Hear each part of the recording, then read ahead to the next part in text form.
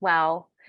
No, it's so good. And it's so true because it really does strip you, right? It strips you of, it's like there's something going on in my mind. There's something obviously going on in my body, like with hormones. Mhm. There's Mhm. spiritual aspects to this as Yeah. well, where the Mhm. enemy just tries to take advantage of the vulnerability. And so but I love that, that you were able to make that connection eventually. Like it's Mhm. almost like when our head comes out of the clouds, like the Mhm. fog of it all, we can see, usually where he was and what he was doing and the realization of like, okay, I get it now. But in the middle of it, it's really hard to like pull that apart. How, when looking at we're talking about shame and postpartum specifically, but because postpartum impacts the whole family, that Mhm. shame doesn't just impact you, right? Like it impacts every relationship that's connected to you and not in any kind of like guilt inducing kind of way, but just a realization that there's no way for that not to spill over, right? Because if I believe that I shouldn't have it all together and I shouldn't struggle and I shouldn't need anyone and I should be a better mom, and yet physically, emotionally, I can't because there's these barriers, Mhm. then I'm going to perform. I'm going to try to perform. And then when I can't, it's usually going to come out as anger and frustration at Mhm. whoever, right? Mhm. Because Mhm. I didn't, I'm like, it's just going to spill out. So, can you share a little bit about how, I mean, you've talked a little bit about how that kind of impacted your relationship with your spouse, but also how did that impact like your mothering during that season? Because I remember like being hit with this, so much guilt and so Mhm. much shame of like, I want to connect with you, but I can't because Mhm. I just don't feel good, you Mhm. know? Like I'm Mhm. struggling and everything feels overwhelming and hard Mhm. and not having a name to it even, like, I didn't know I knew about postpartum depression, but I didn't know that's what I was experiencing. Like, Yeah. even as I mean, similar background, registered nurse, worked in pediatrics, like, I should have known. But Mhm. when it's you, like, there's so many reasons why we don't. So, can you talk just a little bit about what the impact was like on those relationships and Mhm. how, eventually addressing the shame kind of brought that full circle? Yeah, definitely. I was going to say there's a quote that says something along the lines of like, the hardest thing about postpartum depression and anxiety is that you feel like the symptoms are you. So Yes. it's like you can't separate the symptoms from who you are. And I Mhm. think that that is, what you're describing. There's a lot of shame there because it's like we don't even recognize Right. that these symptoms are things that are happening to us, but they're not a commentary on who we are as a Right. mom or who we Mhm. are as a person. But yeah, I mean, I remember feeling I probably struggled with some disconnect, just um feeling like, gosh, I wish that you had a better mom. Like, I'm sorry that you Mm. kind of got stuck with me, you know? Oof, yeah. Mhm. And I also found ways I was insecure. So I would interpret different things as even rejection, or like if I put her down and she cries, it must mean I'm not doing a good Right. job, which is Mhm. just not even the truth, you know? Right. Um, and I also, because I felt like I was failing and there was fear and shame and guilt in operation, that made me want to try to control. So I remember Right. really like stressing out about so many different things about my baby because it was Mm. like I was trying to control something to feel Totally. better. And so that added a lot of stress to mothering my first baby. And I feel like I stressed over every little decision and I had no confidence, Right. because I was partnering with that shame and guilt. So it robbed a lot of the joy that I think is our God-given um inheritance as mothers. I think we're meant Right. to walk in joy and peace. And that doesn't mean during postpartum that everything's going to be easy. So joy and peace are Right. separate from our circumstances. Right. But we're supposed to be able to tap into that no matter what's going on. And I think that in my case, I was completely unable to access those things Right. because I was stuck in so much of the shame and the guilt and the wanting to control. And I think with my husband, we got along okay, but I would say that he was like suddenly married to somebody that he Mm, was not the person he married. right. I see that now. I didn't recognize it then. All Mm-hmm. I knew was back then he would say something trying to help, and I always misinterpreted it. I Mm, always took it personally. I always felt like he was shaming me, blaming mm-hmm. me. But now I can see that it was my filter or my lens of Yep. shame that was Totally. actually causing distance between him and I, that a lot of it really wasn't coming from him. There were some there were some different things we needed to Right. work out because this was the most stressful, challenging season that he and I had ever been through in our marriage, you Right. know? But I could actually see later, once I came out of Mm-hmm. it, like, oh, my poor husband was like, Yes.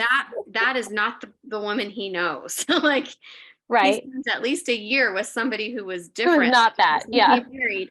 And also I could see how I took a lot of things Mm-hmm. personally because of what was going on inside of me. And so all of that changed in both my parenting and my marriage when I began to get that healing and that Yes. freedom. And that was just like I said, it was a long process. It started in my relationship with the Lord one on one. Yep. And then over time, it involved some counseling and some inner healing and deliverance prayer. And actually, it also involved finding a small group of really safe women that Yep. I could actually be transparent and vulnerable with, and Mm-hmm. they didn't judge me or um, try to shut me down or give me answers. Yes. They were witness to my journey. So it started Right. with the Lord being witness to my journey and meeting Him in it. Him and I, everything else was stripped down, and it was like, okay, it is just me and you, Jesus. Yes. But then over time, some of that healing actually came through, um, people that God actually put in my path. And it also took a lot of courage on my part to open myself 100%. up to those things and to get the support when I still felt ashamed. Right. Sometimes actually the vulnerability is what starts to break the shame. Oh, 100%. I would fully agree with that. It's, and it's going back to that shame is a barrier to Mhm. receiving help, but if we recognize that shame is the barrier and we Mhm. can climb over that barrier or we can push Mhm. it just a little bit, so there's a little bit of a crack for me to walk through, right? Mhm. Then we can, like you said, receiving that community or receiving counseling or, medical help or nutritional help. And all of a sudden, you get that next piece to your puzzle that you need to overcome. And I think it's so important because especially during the postpartum period, like I was saying, shame impacts almost every facet, right? Because Yes. it's impacting the way you think about yourself, how you're Mhm. perceiving how other people think about you. Mhm. Like I had a lot of people, God bless them, they were so well-meaning, but very much like over spiritualized what I was going through. Mhm. And I'm like, no, there were like my dad had just passed away. Like I had compounded grief. I had some PTSD that didn't even know was an issue. I had a baby. So now I'm having all of these hormonal slash physical issues. And yes, God is always willing to help us, but that didn't mean he was going to deliver me from it. Like Mhm. I still had to walk through it. And so, Mhm. when people would well-meaning say, "Oh, you just need to pray more or just turn on some worship music." Like those are great tools, but it's not the everything. And so once same situation where I stopped talking about it because I felt like, Mhm. well, I'm just getting kind of garbage answers that like aren't really they make me feel worse about myself, right? Mhm. And it's Mhm. not helping me to get to where I need to go. But once I finally started talking to people who, like you and some other friends, that it was like, yeah, I experienced that too. It was awful. Like, Mhm. and all of a sudden you're like, oh, I'm not alone. Like, Mhm. there's not something wrong with me. There was something going on in my Mhm. body Yeah. that I couldn't control. Mm. And so that kind of leads me to maybe where we'll wrap up today, which is, because we've been talking about like how do you get from shame to self-compassion? Because if we allow ourselves to rewrite the story, right, and have use some of that hindsight and perspective and work with the Lord and conversations with friends, how when you look back at yourself in that season, how do you see Stephanie from 9 years ago or 8 years ago? Mhm. How do you see her, you know? Yeah, yeah. I think that a lot of that, it really was so helpful to receive some inner healing prayer and actually to connect with Jesus and like what does he say about it? Yes, Because he's just he's the essence of love, That's like right. when you encounter that Yeah, it changes everything, right? And so I think that transformation that happened by encountering his yeah, love helped to transform how I saw myself, where now I can look back and say, you know, that that new mama just had a really tough set of circumstances. There were a number of mhm, really challenging things, kind of like what you were saying. My daughter had some special needs at the time. There right, were things going on in my body. Things happened right after delivery that would have impacted the oxytocin that I was supposed to have. right, Instead, I had fight or flight, adrenaline, and cortisol. Um, Things like that, and even gut issues that were affecting neurotransmitter right, production, and the list goes on. So I think I look back on Stephanie of 8 years ago with a lot of like compassion because I just see that she matters yeah, and she matters. Her value is not determined by the you know the things that happened to her or even how she navigated that. mm, Like you just mhm, learn to look back and say, oh, that is so hard and it's okay. yeah, It's okay to struggle because you still matter. You still wow, matter to the Lord. mhm, So yeah, it's interesting. And honestly, one of the biggest things that has helped me is you probably teach your clients this tool too, but to access self-compassion, it's really helpful to think about what would I say to a close friend. mhm, And actually having those conversations. I think you and one other friend were the first people I met that had had a similar experience to mine. right, And I think your responses of, yeah, it just sucks. Yeah, mhm, it's really hard. Yeah, you didn't deserve that. You didn't do anything to deserve that. Just those right, messages, I think really helped me to kind of learn, oh, this is the same thing. Like the compassion I receive from my friends, I can have that same compassion on totally, myself. And even sometimes we have to forgive ourselves because as oh, moms, yeah, we're going to make mistakes. And I right, think when you partner with shame, you beat yourself up for the things that you wish you would have done differently. But there's right, something so powerful about self compassion and also offering ourself forgiveness that is so right, freeing. And the other thing I've thought about as my daughter has gotten older is if my daughter came to me with mm, that situation, what would I tell her? Because mhm, that's another way that we can kind of access some of that right, compassion that we would have for other people. And even absolutely, on that note, if if it's what I would say to my daughter, then chances are my heavenly Father has something equally mm, compassionate, if not more loving and Right. compassionate to say to me, you know.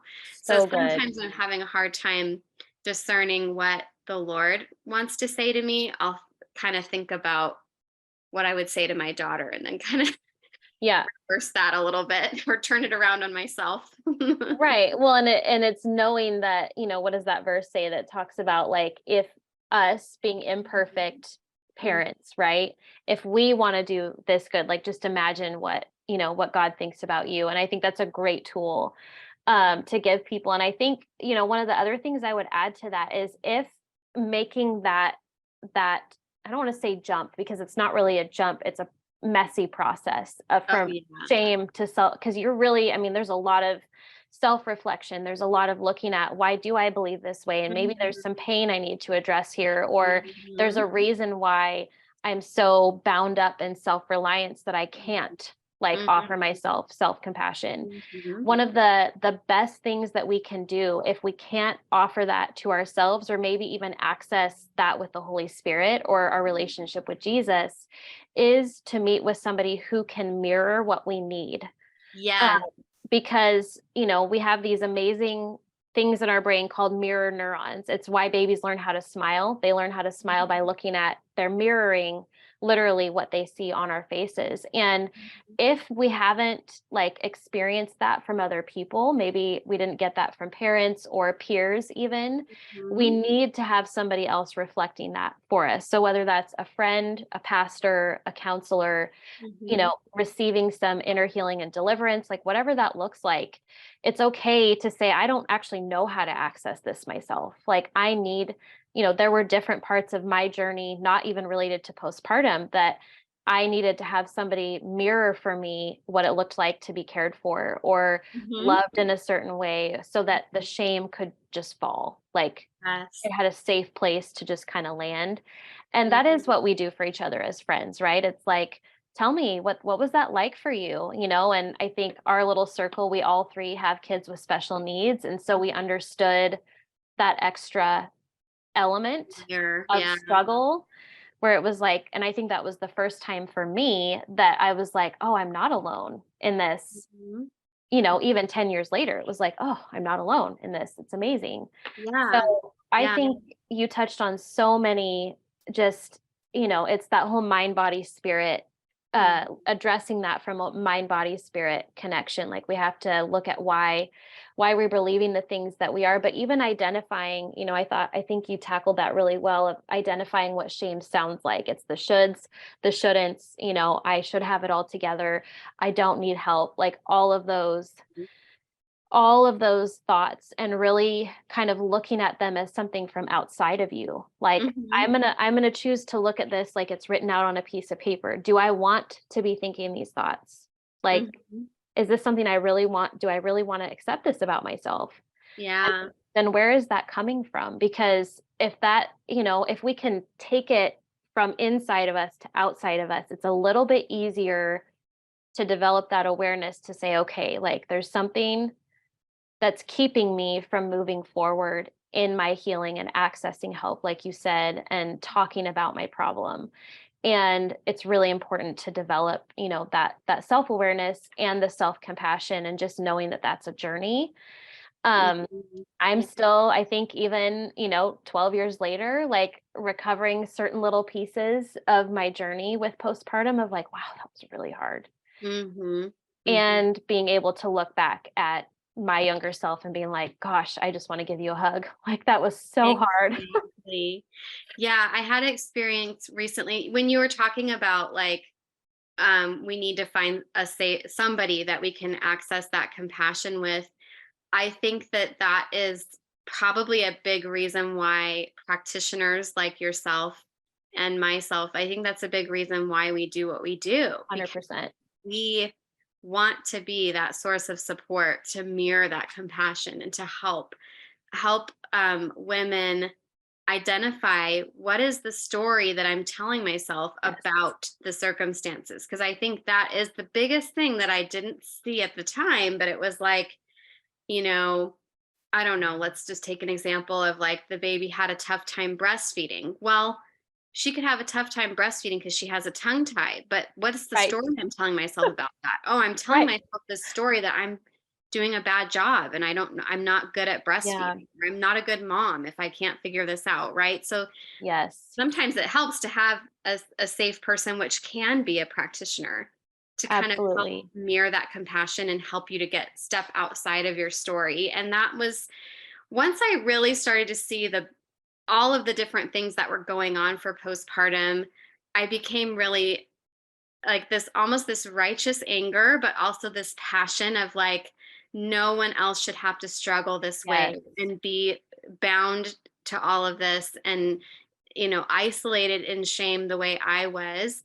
And I feel Mhm. like I remember almost on the daily what my husband told me was just be the voice that you wish you would have had. Mhm. And that really, I think the sentiment behind the statement is breaking the shame and Absolutely. mirroring the compassion and the acceptance and the love that is what breaks the shame. But yeah, it's quite a journey, isn't it? And especially, you're right, postpartum has so many different components to it, and so we really have to address the whole person, like you were saying, because this the shame message is it's a big part of it for sure.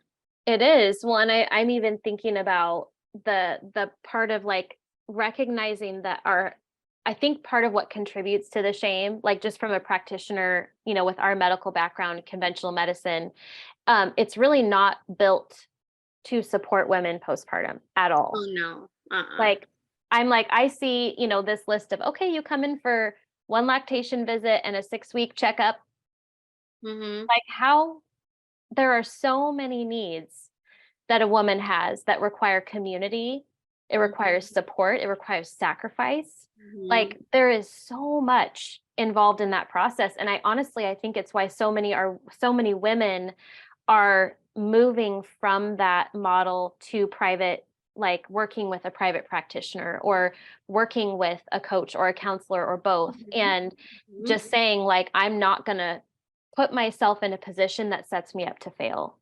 And I Mhm. think recognizing that that is a part of the problem, we Mhm. can actually take some of that blame off of ourselves. It helps Mhm. to give us that perspective of like, you know what, that wasn't entirely my fault. Like I had one screening and honestly, I don't think I was honest on it because because I didn't know. I was like, well, I don't know. I think I'm just tired. Like Exactly. that was 90% of it. And I'm like, well, she's only 6 weeks old. Like I'll probably feel better next week. I didn't know.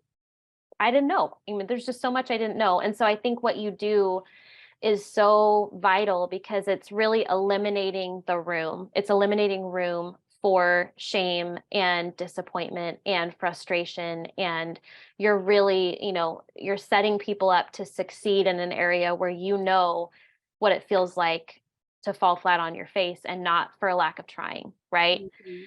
And Mhm. so I just want to commend you for one, being such an excellent friend, but two, for really tilling that ground for other people to walk behind you and be able to receive, everything that you carry and all of the help and all of the support. I know my friends and I were always like, gosh, if I had had you 10 years ago, that would have been like saved me so much trouble. So if you're listening and you are struggling in this area, you're approaching postpartum, you're about to give birth, and you know that you want a different way of doing things, and I would highly encourage you to connect with Stefanie. She's going to share where you can find her if you are, if you are years out from postpartum and you know that maybe there's some inner healing or emotional breakthrough that you need to process that part of your journey. I'll drop some resources for that as well. But Stefanie, would you mind sharing maybe, as I know we're close to time here, but would you mind sharing maybe just one piece of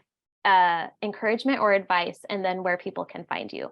Yeah, I would say my biggest piece of encouragement would just be that wherever you're at, that you're having a postpartum that you enjoy, where you can experience peace and joy and confidence and um, be free from guilt and shame. I just want to encourage women that that is possible.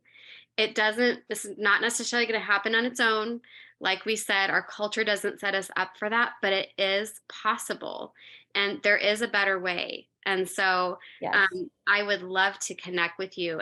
And basically, what I love to do is save women the time and the effort and the struggle that I went through. It's like, let me help you condense time, Right. take the pressure off of you, take the burden off of your shoulders, and give you a really clear way to get those breakthroughs because it's there, it's available. And the best ways to connect with me are my first name is actually spelled with an F instead of a PH. So Stephanie with an F, Overstreet on Instagram. And then StefanieOverstreet.com is my website. So Awesome. Well, thank you so much. This was, a wealth of information. And I think just taking, everything we've shared in previous episodes and taking that, so much deeper. So thank you for taking the time to be with us today, Stephanie. you're so welcome. Thank you for having me. Of course.